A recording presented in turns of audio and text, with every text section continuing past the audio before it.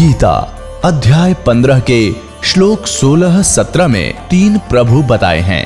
ये 3 प्रभु कौन हैं? किस प्रभु की शरण में जाने के पश्चात जन्म और मरण समाप्त हो सकता है? 3 प्रभुओं में सबसे उत्तम परमात्मा कौन है? कैसा है? उसका क्या नाम है? इन सभी गूढ़ रहस्यों को जानने के लिए अवश्य सुनिए जगत गुरु तत्वदर्शी संत रामपाल जी महाराज के अमृत वचन। सर्व सोने की लंका होती रावण से रणधीरम, एक पलक में राज बिराजी जम के पड़े जंजीरम। भक्ति बिना क्या होते हैं ये भरम रहा संसारे, रति कंचन पाया नहीं रावण चलती बार।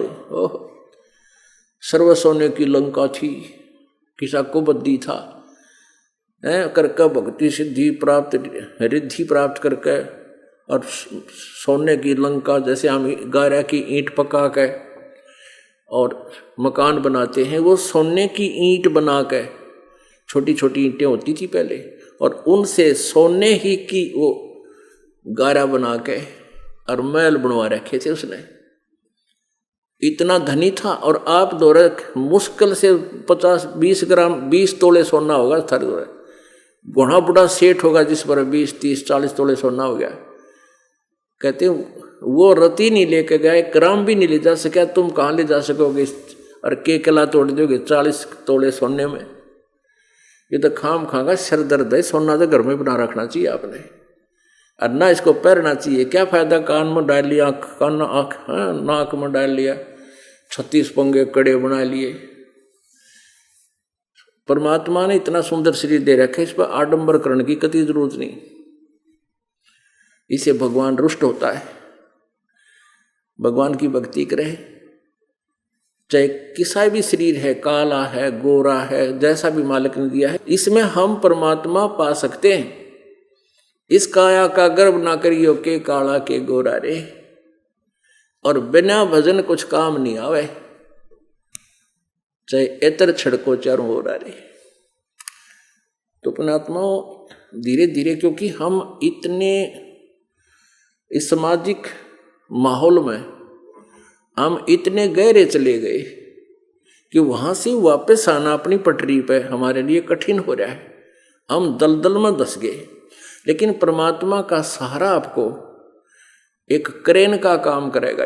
एक तो ज्ञान होगा, फिर परमात्मा की शक्ति आपके साथ होगी। अब जैसे मीराबाई को जब ज्ञान हुआ, उसने नहीं ना समाज देखा, ठाकुरों की लड़की थी वो, ठाकुरों की, और ठाकुर समाज में बहन बेटी को घर से बाहर नहीं जाने देते थे। वो पर्दों में रखा करते थे, स्वयं उनके नौकर होते थे, नहीं होते थे तो स्वयं मेल यानी मनुष्य सब मजदूरी करते थे या खेतों में काम करते थे, और उनको घर से बाहर निकलना नहीं देते थे औरतों को। और अगर घर से बाहर जाए तो उसकी अपनी बेइज्जती माना करते थे, बहुत घनी इंसल्ट मानते थे। उस समय मीराबाई का समझ में आ गया कहानी, और उसने मंदिर में जाना प्रारंभ कर दिया। बहुत विरोध हुआ, माँ भी लड़ी, पिताजी ने भी खूब धमकाई, लेकिन नहीं मानी। शादी कर दी जल्दी सी। शादी करने के बाद भी उसका पति बहुत अच्छी आत्मा का था, उसने भी उसकी आत्मा को दुखा नहीं, और राजा था इसलिए उसको कोई टोक नहीं सका। उसका रास्ता खोल दिया भगवान ने, वह मंदिर में जाने लगी। 1-2 नौकरानी साथ भेज देता उसका पति। फिर दुर्भाग्य साथ रहता है, वो पति की मृत्यु होगी। देवर ने बहुत कुफर तो ले, घर से बाहर जाना बंद कर दिया, लेकिन वो रुकी नहीं, फिर भी जाती रही। फिर उसी संघर्ष में परमात्मा मिल गए। अब परमात्मा कहते हैं 68 तीर्थ जाइए मेले बढ़ा मिलाप, और पत्थर पानी पूजते हैं कोई साधु संत मिल जाते। एक दिन मीराबाई जा रही थी मंदिर में, रास्ते में परमात्मा कहते सोथल सिद्धर मैं करूं अपने जन के काज। कबीर परमेश्वर और रविदास जी अमूमन साथ रहा करते थे, वहाँ सत्संग कर रहे थे उसी रास्ते में जहाँ से मीराबाई मंदिर जाती थी। उस दिन मीराबाई ने वो सत्संग सुनने को मिल गया, उसकी बुद्धि बदल गई। फिर परमात्मा वहाँ लीला करते थे, क्योंकि अपनी प्यारी आत्मा को निकालना होता है। वहाँ हफ्ते हफ्ते 2-2, 3-3 दिन सत्संग करा करते थे। और मीराबाई फिर सत्संग में जाने लगी। उसके देवर ने उसको मारना चाहा, विष पिलाया, नहीं मरी। विष का न्यू प्याला पीगी कति पूरा, बगैर किसी में मिक्स किए। और सर्प भेजा था मीराबाई को मारने के लिए, गहनों के आभूषण के डिब्बे में, बॉक्स में। वो आभूषण का डिब्बा जब खोला मीराबाई ने, उस काले सर्प का आभूषण गहना यानी हार बन गया। इसके बावजूद भी वो उसका जो देवर था वो राजा बन गया था भाई की मृत्यु के उपरांत। उसने अपनी बेइज्जती समझी कि विधवा भाभी सत्संग में जाती है, रात्रि के समय भी जाती है, इज्जत का नाश हो गया। मारना चाहे उसको मार दूं, इतना भयंकर होती है लोग लाज। मारना चाहा, लेकिन मालिक जिसके ऊपर हाथ है कहते हैं जाको राखे साइया, मार सके ना को और बाल ना बाका कर सके थे जग बैरी हो। तो मीराबाई प्रहलाद, इनका इतिहास देख लो। परमात्मा जिसके साथ है उनका कोई कुछ बिगाड़ नहीं सका। तो उस आखिर में जब उसकी माँ ने कहा कि मीराबाई तू सत्संग में जाना छोड़ दे, दुनिया हमारी बहुत ऊंची नीची बातें करती है, तो मीराबाई ने कहा था कि सत्संग में जाना मेरा ना छूटे, चाहे जल का मरो संसार। यानी हमने इस स्थिति पर आना पड़ेगा जब भगवान का लाभ लेना है। 2 दिन में आ जियो चाहे 10 दिन में आ जियो, और घना समय व्यर्थ करके आ जाना।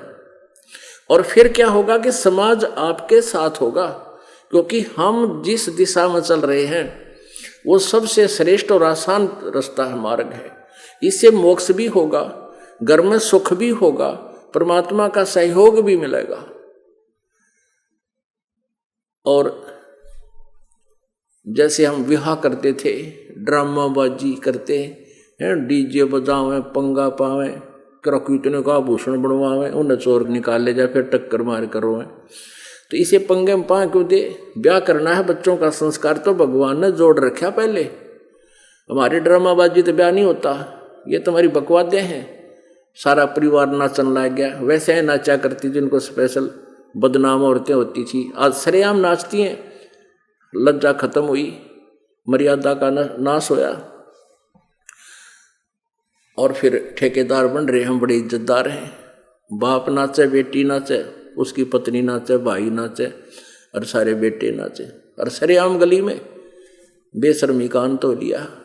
और फिर ये डीजे बजावें, पंगा पावें, सीधा सा ब्याह करना है, बच्चों का संस्कार जोड़ना है, जोड़ दो। वचन से बेटी पराई होती है, वचन से कि हम अपने बच्चे का आपके बच्चे से विवाह करते हैं, हो गया। 5-4 आवे, उनका खाना खिला दे, सिंपल जैसा हो, चाहे हलवा बनाओ, खीर, वो अलग बात है, लेकिन वो उसी उपलक्ष्य में नहीं। कभी भी अतिथि के लिए हम अच्छा भोजन वैसे भी बनाते हैं, वो उद्देश्य हो, और फिर बच्चों का ब्याह कर दे। उसमें कुछ भी फालतू नहीं देवे, एक फॉर्मेलिटी नहीं, हृदय में जगह ना हो। लेने वाला ने सोचा मैं अपने ऊपर कर्ज नहीं लूंगा, कर्ज क्यों करूं इनका। और भगवान ने, परमात्मा ने अपने बच्चों को जो देना है वो उनकी भक्ति के प्रतिफल से फिर कुछ भी कसर नहीं छोड़ेगा, परमात्मा साथ रहेगा। तो अब जैसे विवाह कर रहे थे, बहुत से प्रमाण ऐसे मिलते हैं। पहले दिन तो नाचे कूदे थे, अगले दिन बारात गई, रास्ते में दुर्घटना होगी, वो दूल्हा मारा गया, मृत्यु होगी। अब पहले दिन तो नाचे कूदे, बेगन तार रहे, दारू पीवे, सारा फंड कर रहे, और फिर टक्कर मार करो। तो परमात्मा बार बार याद दिलाते हैं, साधु संत भी बताते हैं। जैसे नानक साहब जी कहते हैं, ना जाने काल की कर डारे, किस विध डल जा पासावे, और जिनाते सरते मौत खुड़क दी, उन्होंने केड़ा हंसावे। हम नशे में हैं, हमारे ऊपर त्रिगुणमयी माया का जबरदस्त प्रभाव है, जिसके कारण हम इतना, हमारे ऊपर दबाव है, इतना नशा है कि हम न्यूना बिरा काल न बिजली गिर जाएगी, कल को कुछ भी हो सकता है। हम सोच रहे अभी नहीं मरेंगे, और जो आज मर रहे हैं वो क्या उन्होंने सोच रखा था कि हमारी ऐसे इतनी शीघ्र मृत्यु होगी।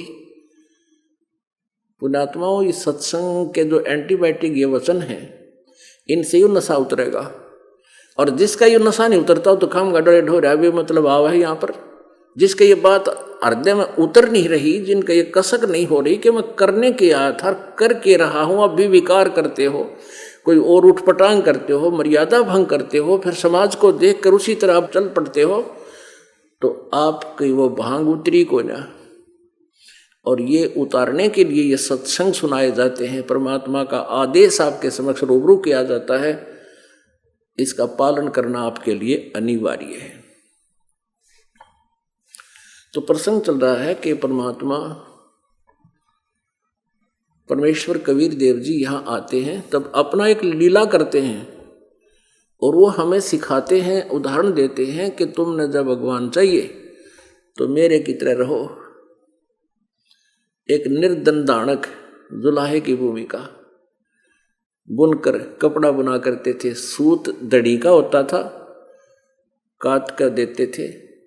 उस सूत को फिर परमात्मा खड्डी बना करके, जैसे जुलाहे काम करते थे, एक लंबी खड्डी होती थी, उसमें एक दो डंडे से गाड़ लिया करते थे, उसका सूत पहले तो लपेटा करते पूरा, वहाँ जाकर आकर पूरा लपेटा करते, और फिर एक एक धागा उसके अंदर से नली के द्वारा ऐसे एक ऊपर नठाया, फिर नीचे का, फिर ऊपर का, फिर नीचे का, फिर उसको निकालते थे, फिर दूसरा धागा ऐसे रहते थे।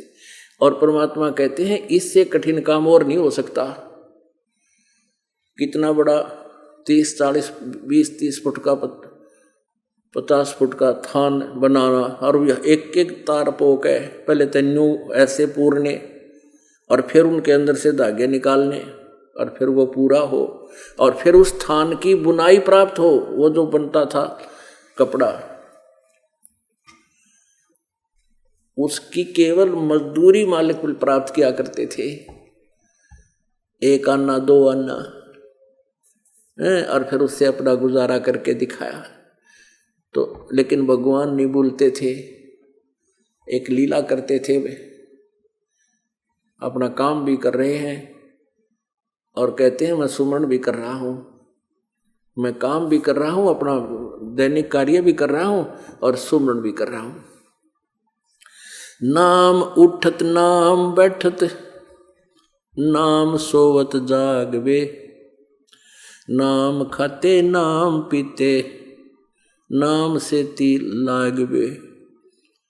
परमात्मा उदाहरण देकर जाते हैं कि काम करते करते, जैसे यजुर्वेद अध्याय नंबर 40 के श्लोक नंबर 15 में कहा है कि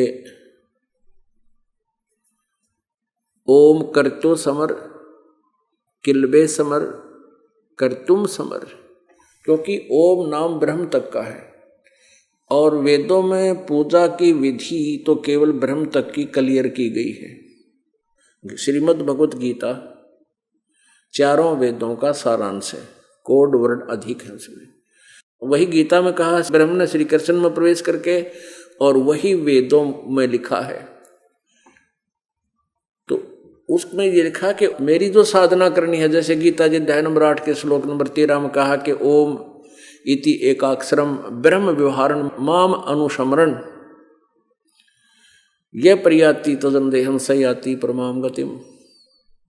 माम ब्रह्म, मुझ ब्रह्म का एक ओम अक्षर है, नथिंग एल्स, और जो इसका अंतिम श्वास तक शरीर छोड़ते समय समण करता हुआ जाता है, यानी आखिरी सांस तक अभ्यास करता हुआ इसका सिमरण करता है, स याति परमाम गतिम, वो मेरे वाली ओम से मिलने वाली राहत को प्राप्त करता है, उस गति को प्राप्त करता है।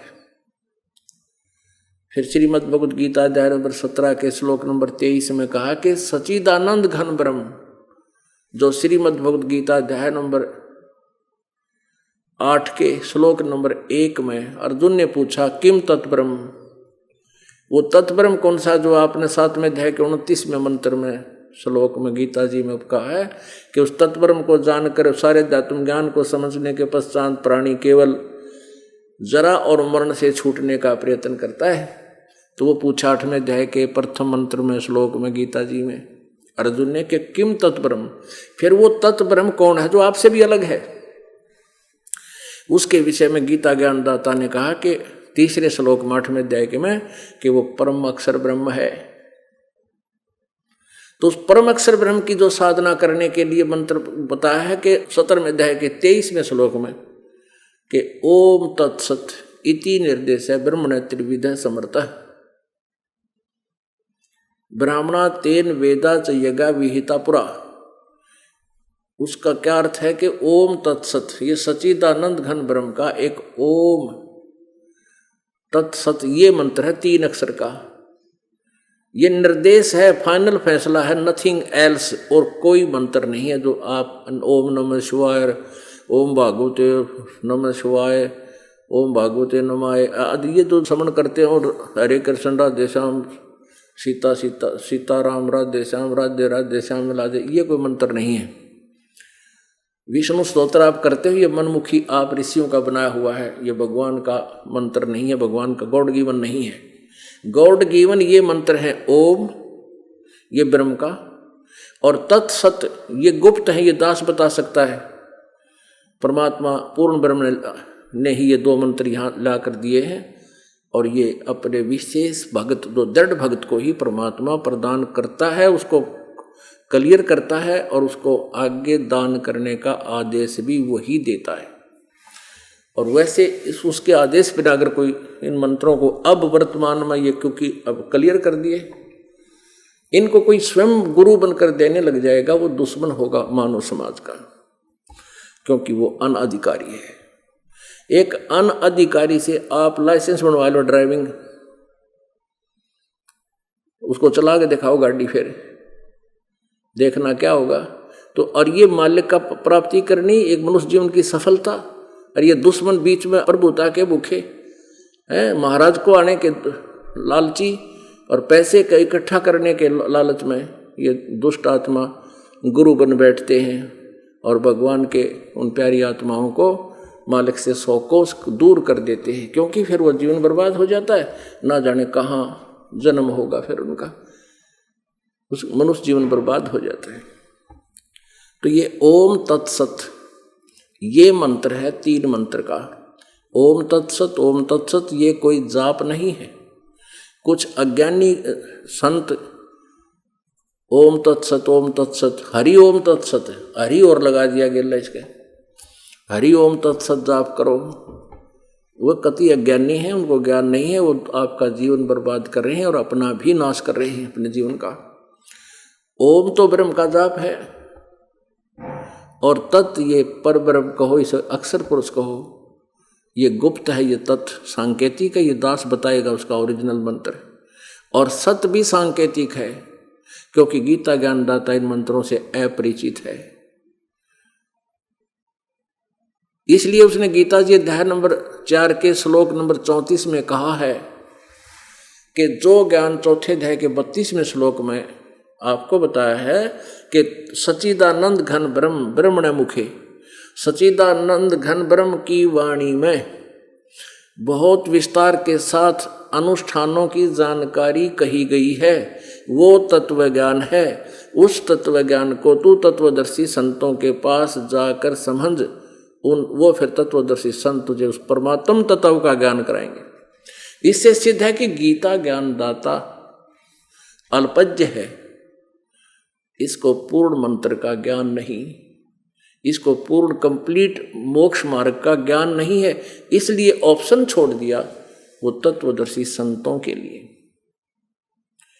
उसकी पहचान बता दी कि तत्वदर्शी संत कैसा होगा 15वें अध्याय के गीता जी के मंत्र नंबर 1 में, कि ऊपर को जड़ नीचे को शाखा वाला ये उल्टा लटका संसार रूपी वृक्ष है, और इसके पेड़ के जो सभी विभाग कौन कौन प्रभु हैं, इन सब छंदों को भिन्न भिन्न बता देगा स वेदविद, वो तत्वदर्शी संत है। और वो कौन थे?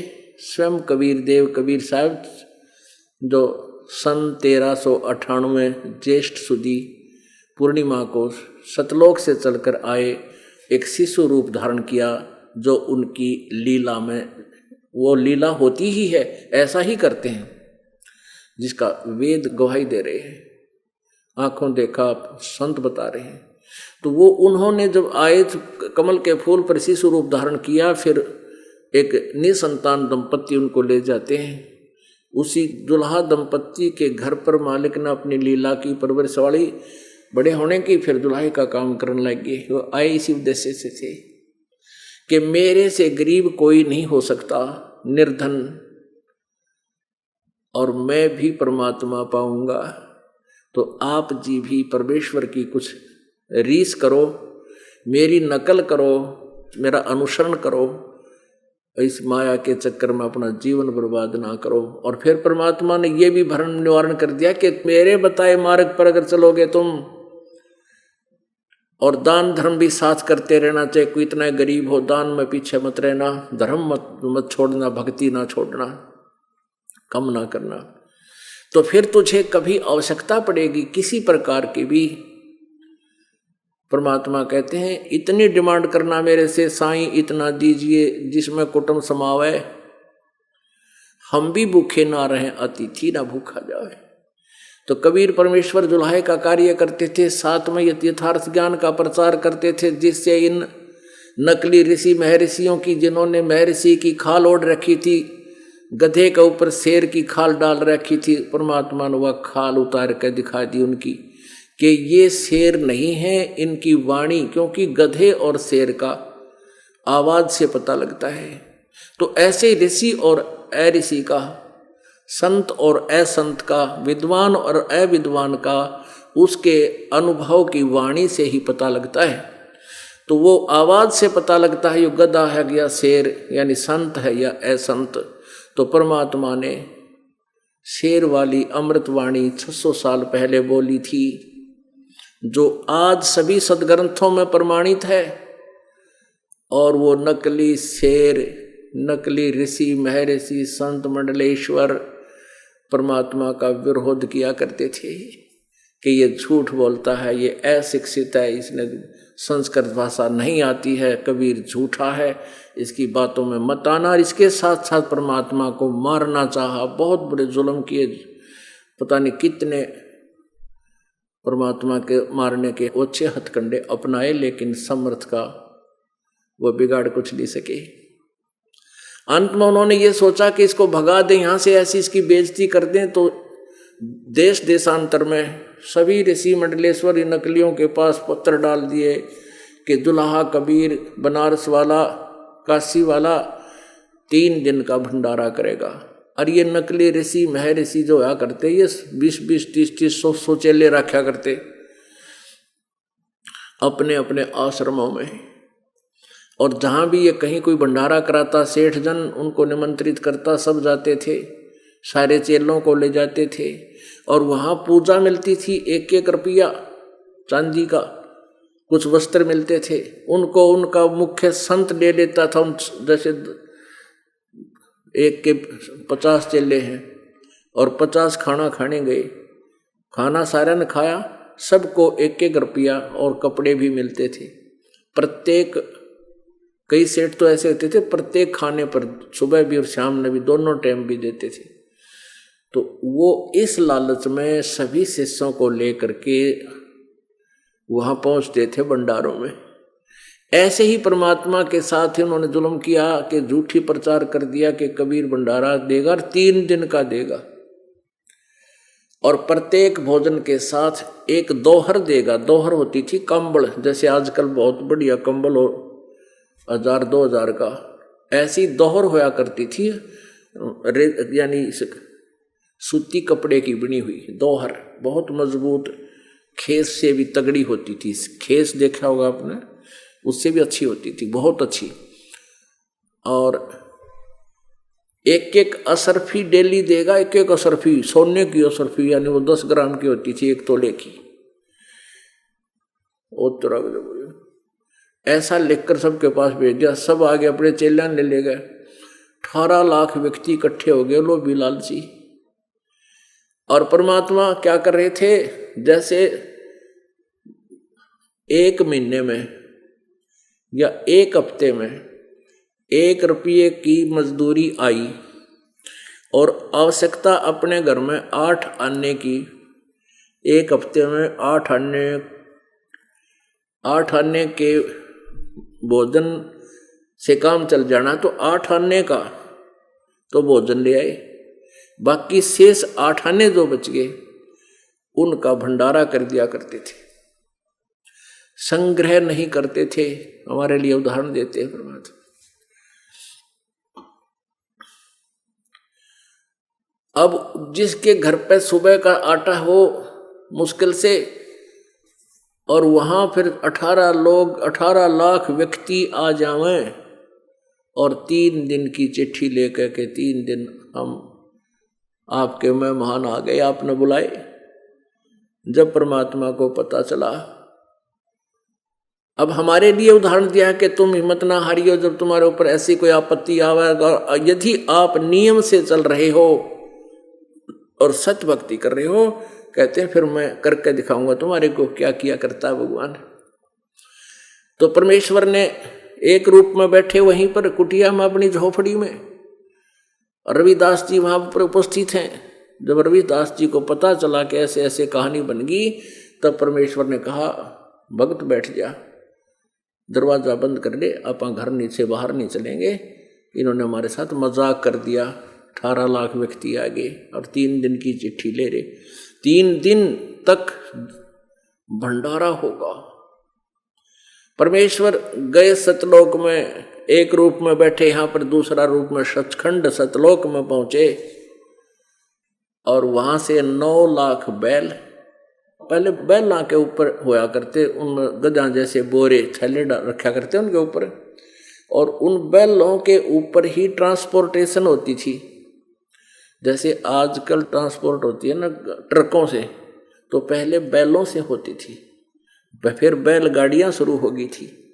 तो बैलों को जैसे एक एक बंजारे होते थे, बिजनेसमैन बंजारे बोलते थे, वो 100 बैल रखा करता था, और प्रत्येक बैल पर लगभग 1 क्विंटल वजन वो रख लेता था, और ऐसे सैकड़ों बैलों को एक दूसरे से बांधकर अगले एक को पकड़कर चल देता था, 10-20 और साथ में व्यक्ति सब रखता था। ऐसे बंजारा कहलाते थे वो। तो बंजारे का रूप बना के केशव नाम धर के अपना आप कबीर भगवान बनारस में प्रगट, काशी में आ गए, जहाँ 18 लाख व्यक्ति इंतजार कर रहे थे, भोजन नहीं आया। तंबू लग गए अपने आप, सैकड़ों कई हजारों की संख्या में सेवादार सतलोक से आई आत्माएं, और 9 लाख बैलों के ऊपर सामान 18 लाख व्यक्तियों का 3 दिन का, और लगा दिए तंबू, कर दी जय जयकार भगवान ने। 3 दिन तक एक बार में 18 लाख व्यक्ति खाना खाओ, प्रत्येक को एक एक असरफी, और एक बार में एक दोहर, वो केशव रूप से परमात्मा आके सबको दे रहा है। बंजारों की जो सतलोक से आई हुई आत्माओं की ड्यूटी लगा रखी है कि सबको एक एक असरफी दे दो और एक एक दोहर दो, प्रत्येक खाना खा, और 3 दिन तक डूंडा उठा दिया। तो परमात्मा कहते हैं कल पे कारण कौन है, तुम तो छोटा सा कोई, जैसे आपने संकल्प कर लिया मेरा यूं काम हो जा, और ना हुआ तो आप विचलित हो जाते हो, क्या लाभ हुआ, मैंने पाठ भी करा लिया, जोत भी चढ़ा दी, इसे उलाने देने लग जाते हो, ये भक्ति मार्ग नहीं है। परमात्मा कहते हैं कल पे कारण कौन है, कर सेवा निकाम, तो निष्काम से भाव से लगा रहे पूजा कर, जैसे मैंने साधना बताई है, और मन इच्छा फल देवेगा जब पड़े धनी ते काम। अब वहां धनी का काम था 18 लाख व्यक्तियों को 3 दिन तक, राजा भी रोटी नहीं खवा सकता, तो कितना सेठ बना रहा अपने आप, कोई सेठ भी नहीं कर सकता। और वो भोजन जो सतलोक से आया, तो पुण्यात्मा कबीर परमेश्वर है, वो पूर्ण परमात्मा है, उनकी साधना से, उनकी भक्ति से ही हमें ये सब लाभ होगा, और वो स्वयं ही ये लीला करने आते हैं। अब प्रसंग चल रहा है कि चारों वेद इस परमात्मा की जो ना साक्षी दे रहे हैं कि वो परमेश्वर ऐसी लीला करता है, और वो लीला केवल परमेश्वर कबीर जी ने की है। किसी इतिहास दिखा दो किसी संत का या किसी भगवान का जिसको हम भगवान मानते थे, वो सतलोक से चलकर आता है, शिशु रूप धारण करता है, और जब वो शिशु रूप में प्रकट होता है उनकी परवरिश की लीला यानी कुंवारी गायों के द्वारा होती है। उस परमात्मा को कुंवारी गायों का दूध पिलाया जाता है जब वो ये लीला करने आता है। तो उस परमेश्वर ने 600 वर्ष पहले जब लीला की थी, नवजात शिशु रूप धारण करके यहाँ आए थे, लहर तारा तालाब पर कमल के फूल पर प्रकट हुए थे। नीरू नीमा नाम के एक मुसलमान जुलाहा उठा ले गए थे, वो निसंतान थे। 25 दिन के हो गए थे प्रभु परमेश्वर कबीर देव जी, वो शिशु रूप में, लेकिन कुछ भी आहार नहीं कर रहे थे। मुँह बोली माता नीमा बहुत चिंतित हुई और आखिरी अंतिम फैसला कर लिया कि यदि ये बालक मर गया तो साथ मरूंगी। तब अंतर्यामी परमात्मा ने सोचा मैं तो कौन मरूं, पर यह जरूर मर जाएगी, या कुछ भी नहीं खा रही। 10 दिन हो गए, 15 दिन से। तो उसी समय परमेश्वर ने लीला की, शिव जी को प्रेरणा की, शिव मंडल से, शिवलोक से आए एक साधु रूप बना के नीमा से पूछा क्यों रो रही है माता। नीमा ने सारी कहानी बताई कि पहले तो हमारे संतान नहीं थी, और ये नीरू नीमा भले ही मुसलमान बन गए थे, लेकिन ये उसी जन्म में हिंदू थे, ब्राह्मण थे। मुसलमानों ने ज़बरदस्ती इनको मुसलमान बना दिया था। भले ही ये मुसलमान बन गए थे, पर भगवान शिव के बहुत ज़्यादा पुजारी थे पहले। भगवान शिव की चाह इनके हृदय से गई नहीं थी। कोई भी आपत्ति आती थी भगवान शिव से ही समाधान मांगते थे। भगवान शिव जी को बहुत याद किया रोती रोती ने। तब परमेश्वर कबीर जी ने प्रेरणा की, शिव जी वहाँ उपस्थित हुए एक साधु रूप में। नीमा ने फिर सारी कहानी बताई कि ऐसे ऐसे एक बालक मेरे भगवान शिव जी ने मुझे दिया। हम 60 वर्ष की आयु के हो गए थे, अभी तक कोई संतान नहीं थी। मेरे भगवान शिव ने मेरे पर रहम की और यह संतान दी, पुत्र दिया, और अब ये मरेगा, साथ मैं मरूंगी। इसमें मेरी ममता घनी होगी, मेरा मोह घना हो गया, मैं जी नहीं सकती अब। फाइनल फैसला, क्योंकि अंतर्यामी सारी जानते हैं अब ये सचमुच ये गलती गड़बड़ करेगी। तब परमात्मा ने समाधान किया। परमेश्वर कबीर जी को जो ही शिव जी को के चरणों में डालना चाहा नीमा ने, परमात्मा आकाश में स्थिर हो गए। जमीन से 5-6 फुट की ऊंचाई पर और दूरी पर, शिव जी से 5 फुट की दूरी पर आसमान में झूल रहे हैं, हवा में। तब शिव जी ने ऐसे हाथ किया, गोद में लेना चाहा, तब उनके हाथों में आगे भगवान 25 दिन के नवजात शिशु के रूप में प्रकट परमात्मा। तब 25 दिन के बालक ने शिव जी से कहा कि आप एक कुंवारी गाय मंगवाओ और उसके ऊपर आप आशीर्वाद भरा हाथ रख दो, वह कुंवारी गाय दूध देगी। ऐसा ही हुआ। उसके बाद वो परमात्मा वह दूध पीने लगे उस कुंवारी गाय का। ऋग्वेद मंडल नंबर 9 सूक्त नंबर 1 मंत्र नंबर 9 में स्पष्ट किया है कि वो शिशु रूप में प्रकट परमात्मा की परवरिश की लीला। अभी अधन्या धेनवा,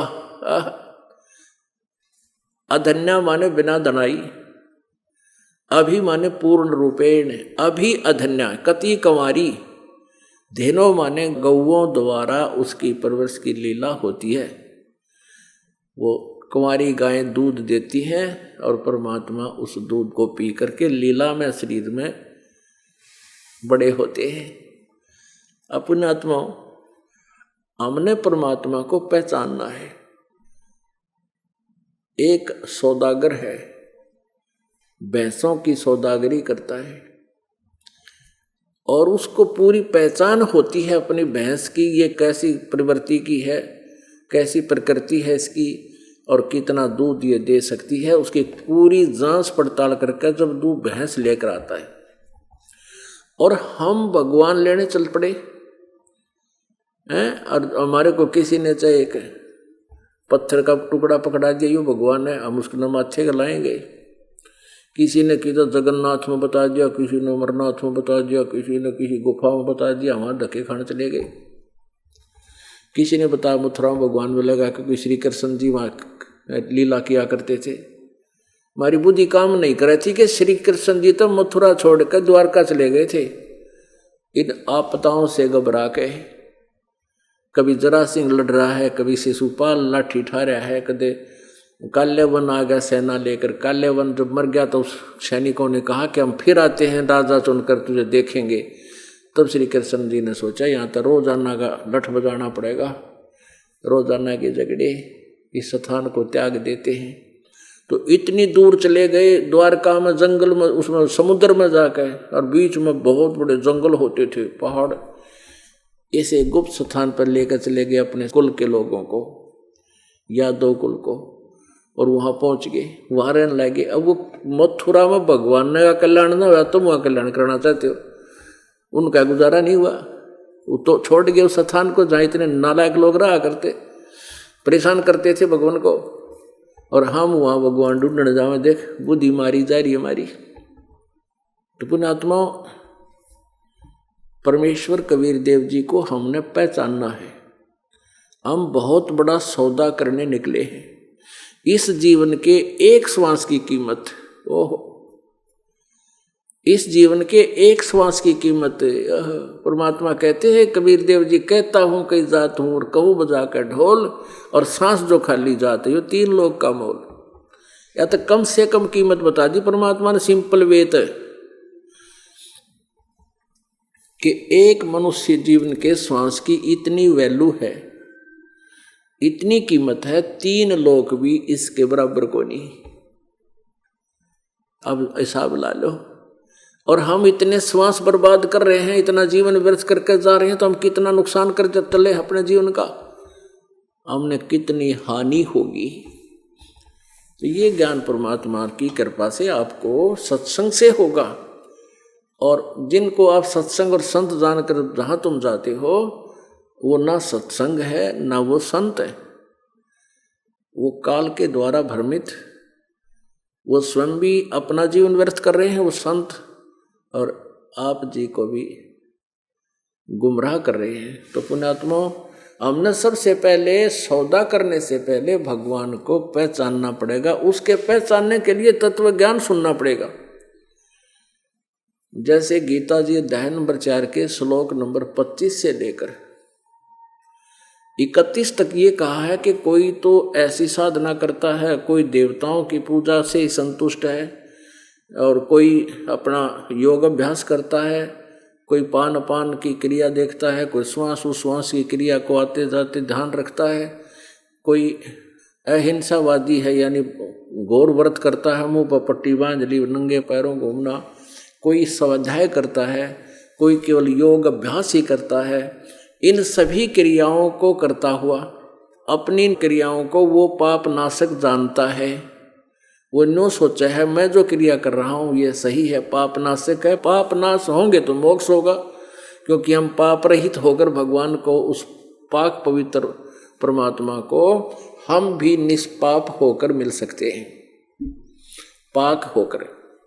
तो उसके लिए तो वो सभी अपने इस सोचते हैं कि हम जो साधना कर रहे हैं ये सही है और ये पाप नाशक है यानी मोक्षदायक है। फिर बताया चौथे अध्याय के 32वें श्लोक में कि इस जो अभी आपको जिन क्रियाओं के धार्मिक यज्ञ अनुष्ठानों की जानकारी दी है, इस प्रकार से की और यथार्थ रूप में जो धार्मिक अनुष्ठान है वो सच्चिदानंद घन ब्रह्म की वाणी में लिखे हैं, और उनको तो जान, वो कर्म जान, यानी वो करने पड़ेंगे तने। कहते हैं ये बातें कहने सुन की नहीं, वो कर पाड़न की है, इसका ये तात्पर्य है। और फिर तू सभी कर्मों से मुक्त हो जाएगा।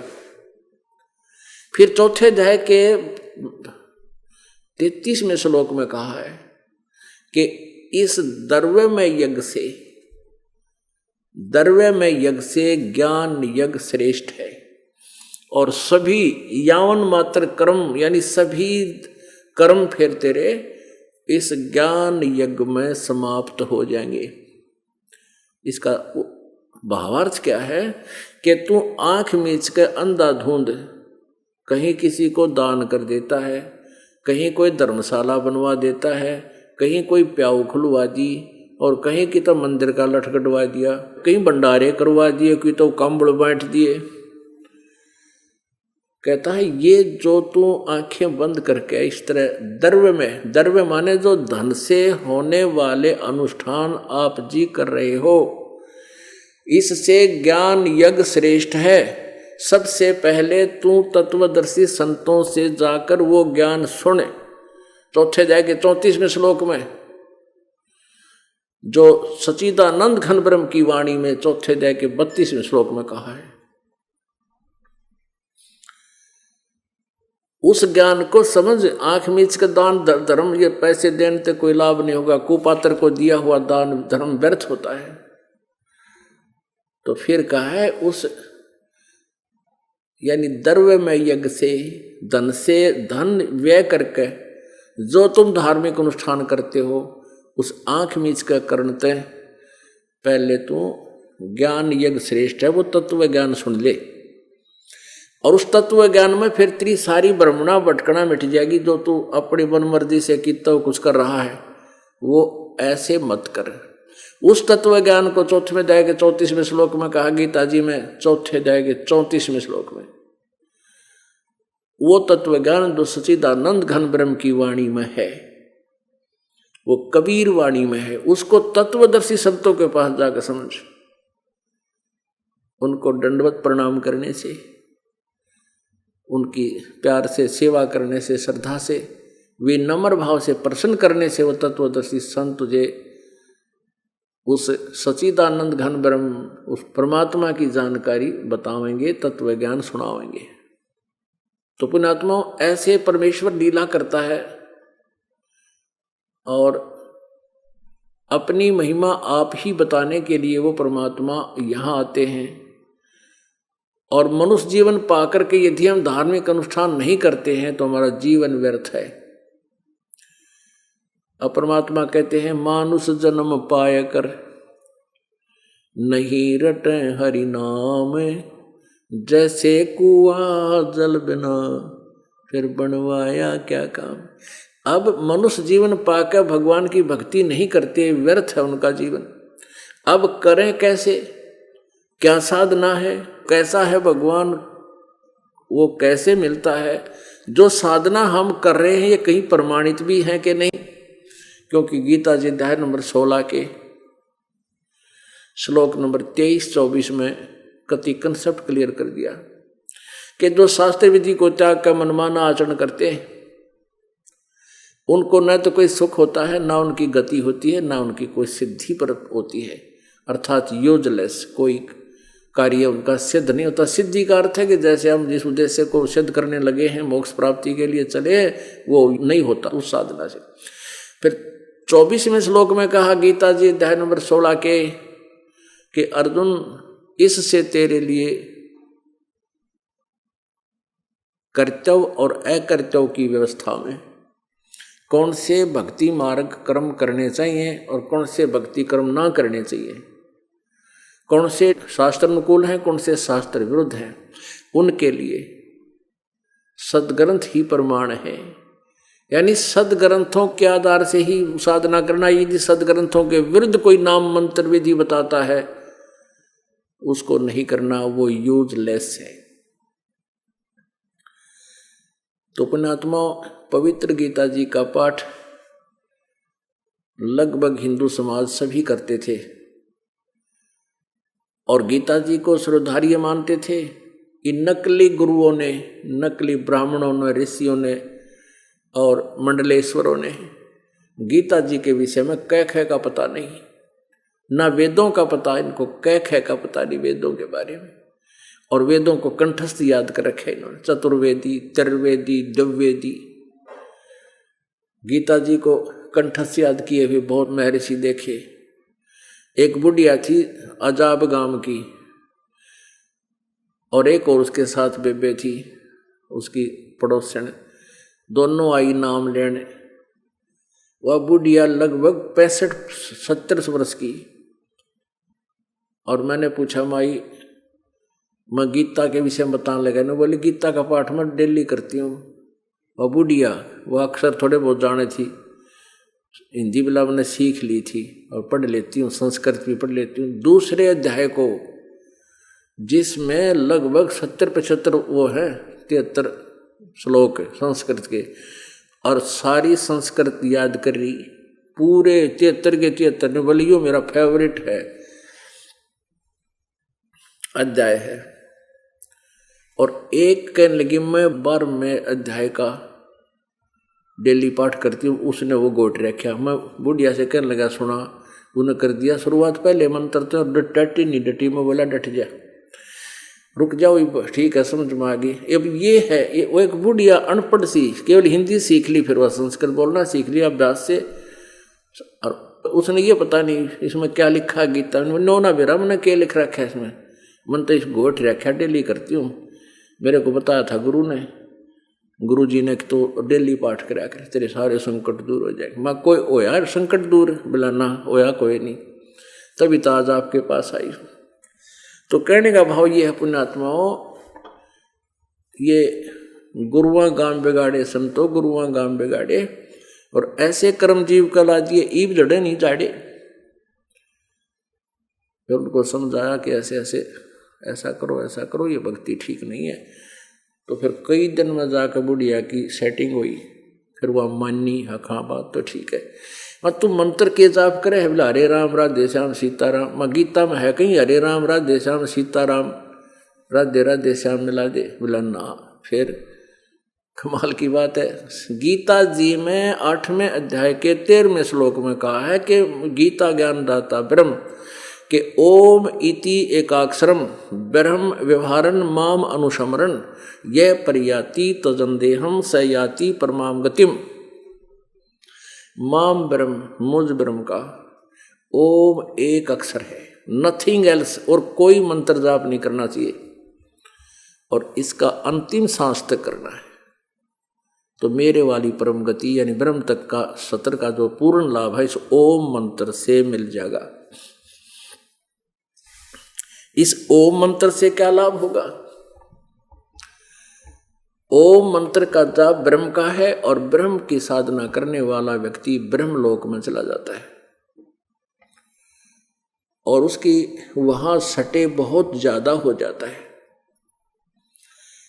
और उसके बाद फिर वो ब्रह्मलोक में गया हुआ प्राणी भी पुनर्जन्म मृत्यु में आता है।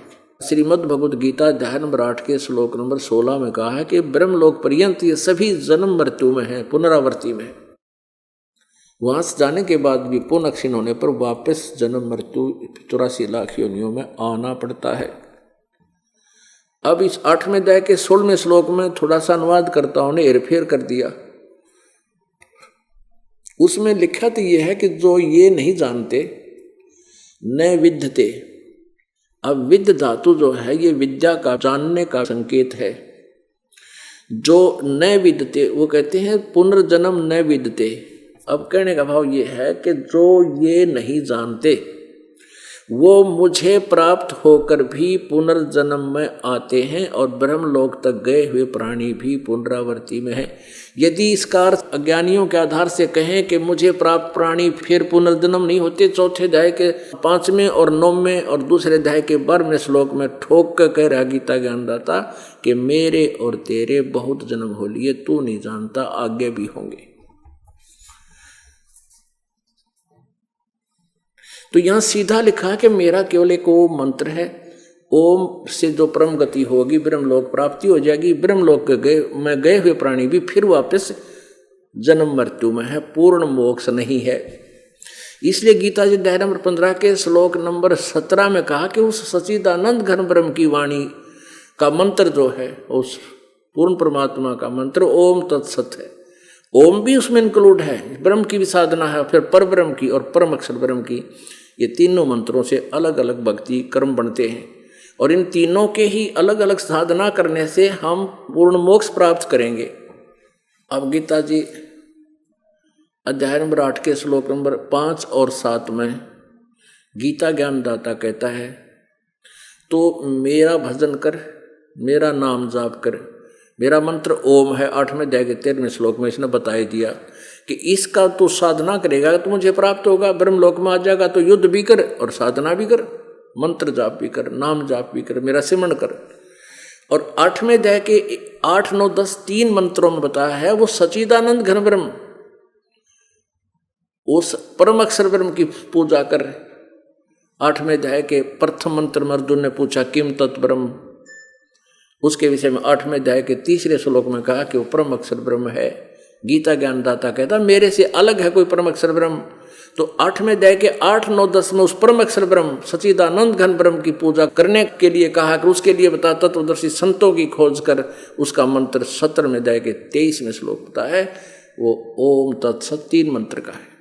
उसकी साधना करने वाला उस परम दिव्य परम पुरुष को प्राप्त होगा, उस परम अक्षर ब्रह्म को प्राप्त होगा। और 15वें अध्याय के 1 से 4 श्लोक में श्रीमद् भगवद गीता में कहा है कि तत्वदर्शी संत की ये पहचान है। वो सारे उल्टे लटके संसार रूपी वृक्ष की सभी विभागों को बताओगा। अक्षर पुरुष एक पेड़ है, निरंजनवा की डार, तीनों देवा शाखा, पात रूप संसार। उस तत्वदर्शी संत की प्राप्ति के उपरांत परमेश्वर उस परम अक्षर ब्रह्म के उस परम पद की खोज करनी चाहिए, सचखंड के बारे में साधना करनी चाहिए, सनातन परम धाम की साधना करनी चाहिए, जहाँ जाने के बाद फिर लौटकर कभी संसार में नहीं आते, उनका पूर्ण मोक्ष होता है। इसलिए गीता जी अध्याय नंबर 18 के श्लोक नंबर 62 में कहा कि अर्जुन तू सर्वभाव से उस परमेश्वर की शरण में जा, उस परम अक्षर ब्रह्म की सच्चिदानंद घन ब्रह्म की शरण में जा, जिसकी कृपा से तू परम शांति और सनातन परम धाम, सनातन माने आदि अनादि, उस सदा सबसे पुराना सबसे पहले वाले लोग, सचखंड में सदा रहने वाले शाश्वत स्थान में, शाश्वत माने कभी नाश न होने वाले स्थान पर सदा रहने वाले स्थान में, यानी सतलोक को, सनातन परम धाम को प्राप्त होगा, तेरा पूर्ण मोक्ष हो जाएगा। अब ये परम अक्षर ब्रह्म कौन है? अब परम अक्षर ब्रह्म ये पूर्ण परमात्मा है, कंप्लीट गॉड है, जिसके विषय में वेद भी प्रमाण देते हैं, जिसके विषय में वेद गुणगान करते हैं। और वेद में लिखा है कि वो कबीर देव है, वो कबीर परमात्मा है, जो सचखंड से गति करके अपने उस तीसरे ध्रुवलोक के तीसरे पृष्ठ से, जहाँ पर वो रहता है तीसरे धाम में, वहाँ से चलकर आता है। ऋग्वेद मंडल नंबर 9 सूक्त नंबर 86, 86, 26 और 27 में, और 31 में भी इसका बहुत अच्छा विवरण है। ऋग्वेद मंडल नंबर 9 सूक्त नंबर 82 के मंत्र 1, 2, 3 में, ऋग्वेद मंडल नंबर 9 सूक्त नंबर 96 के 16 से लेकर 20, 21 तक, यजुर्वेद अध्याय नंबर 5 के मंत्र नंबर 1 और 32 में, और यजुर्वेद अध्याय नंबर 40 के मंत्र नंबर 8 में, और 17 में, और भी अनेक स्थानों पर, गिनती नहीं। अभी तो ये सिंपल से कुछ एक श्लोक आपको बताए जा रहे हैं। वेद तो भरा कबीर भगवान की महिमा से ही है। और परमेश्वर ने 600 वर्ष पहले कहा था कि वेद मेरा भेद है, पर मैं ना वेदन के माही, और जौन वेद से मैं मिलूँ वेद जानते नहीं। यानी परमात्मा ने कहा था कि चारों वेद मेरी महिमा का गुणगान करते हैं, लेकिन मेरे पाने की विधि वेदों में नहीं है। वेदों में केवल ब्रह्म तक की साधना, यजुर्वेद अध्याय नंबर 40 के श्लोक नंबर 15 में लिखा है कि ओम कर्तु समर कलवे समर कर्तुम समर, केवल ओम नाम ब्रह्म तक का है। 8वें अध्याय के 13वें श्लोक में गीता जी में ये ब्रह्म कहता है माम ब्रह्म, मुझ ब्रह्म का केवल ओम इति एक अक्षर, ये एक ओम अक्षर है। इसका अंतिम श्वास तक उच्चारण करके सिमरण करता हुआ जो शरीर छोड़कर जाता है वो मेरे ब्रह्मलोक में आ जाता है।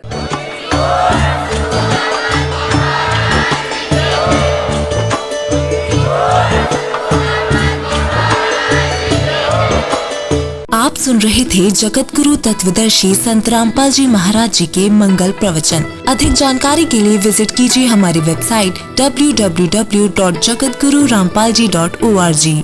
संत रामपाल जी महाराज जी के शुभ आशीर्वाद से पूरे विश्व भर में 500 से भी ज्यादा नाम दीक्षा केंद्र हैं, जिन पर संत रामपाल जी महाराज जी द्वारा ऑनलाइन निशुल्क नाम दीक्षा दी जा रही है। अपने नजदीकी नाम दीक्षा केंद्र का पता करने के लिए संपर्क करें 8222880541।